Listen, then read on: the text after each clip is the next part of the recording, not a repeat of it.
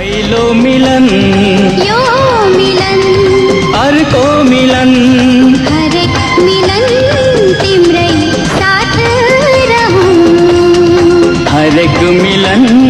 तिम्रै साथ रहूं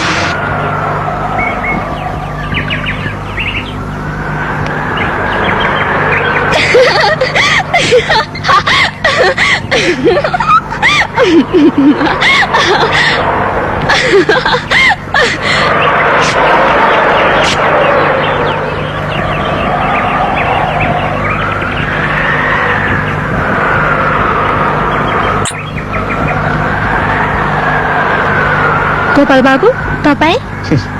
तिमीले त चिन्यौ मैले त तिमीले पनि चिन्दैनौ कि भन्ठानेको थिएँ तपाई पनि कहाँ आउनु भएका यतिका दिन अनि यो के नि गोपाल बाबु धोकेबाज निष्ठुरीको सम्झना च्यातेको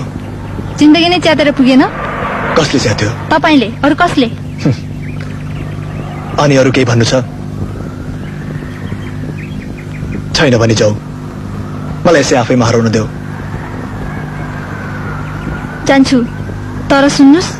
राधा धोकेबाज होइन राधा धोकेबाज होइन म धोकेबाज हुँ म होइन हो तपाई धोकेबाज म धोकेबाज म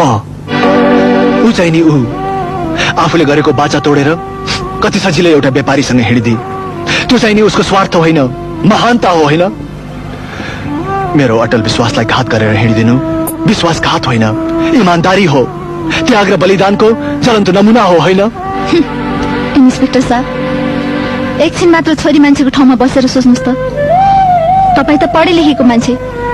सहर गएपछि सबै बिर्सिदिनु भयो कम्तीमा एउटा चिठीसम्म त लेख्नु पर्थ्यो तपाईले चोरा धाला अड्ने आधार र लड्ने हतियार हुन्थ्यो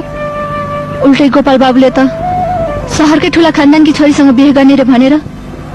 गाउँभरि हल्ला फैलियो ऊ बिचारी कोसँग गुहार मागोस् उसको वेदना सुनिदिने पनि कोही भएन एक्लै बेसहारा रगतका आँसु चाउँदै गई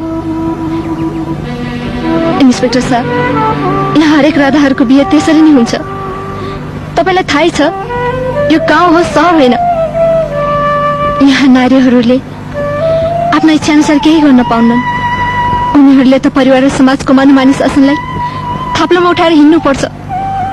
किनकि यो हाम्रो परम्परा हो यो अशिक्षाको अँध्यारो मुनि पिल्सेको गाउँ यहाँ अधिकार खोज्नु पनि अपराध ठानिन्छ त्यसैले मेरो बिन्ती छ गोपाल बाबु अब फेरि कहिले यसरी राधालाई दोष दिएर उसको निस्वार्थ प्रेमलाई पिटोले नबनाउनु होला